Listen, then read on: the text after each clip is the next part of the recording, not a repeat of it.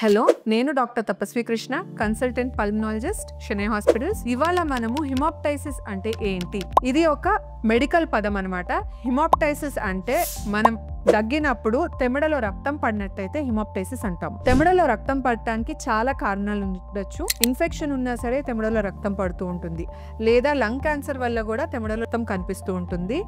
ఇది కాకుండా ట్యూబర్కులోసిస్ కానీ, సిఓపిడి కానీ ఈ వ్యాధులు ఉన్నా సరే తెమిడలో రక్తం కనిపిస్తూ ఉంటుంది. మెడికల్గా కూడా ట్రీట్ చేయొచ్చు, లేదంటే తెమిడలో రక్తం 100 cc కంటే ఎక్కువ ఉంటే సర్జరీ అనేది చేయాల్సి వస్తుంది అనమాట. రక్తం కనిపించగానే కంపల్సరీ డాక్టర్ని సంప్రదించి రీజన్ ఏంటి అనేది కనుక్కొని నెక్స్ట్ ట్రీట్మెంట్ తీసుకోవాల్సి వస్తుంది అనమాట. రక్తం కనిపించగానే భయపడుతూ లేదంటే టైం వేస్ట్ చేయటం కంటే ఫస్ట్ ఎక్స్రే కానీ, సిటీ స్కాన్ కానీ మీ డాక్టర్ గారు చెప్పినట్టయితే కంపల్సరీ చేయించుకుంటే ప్రాబ్లం ఏంటి అనేది తెలుసుకుని ట్రీట్మెంట్ తీసుకోవచ్చు.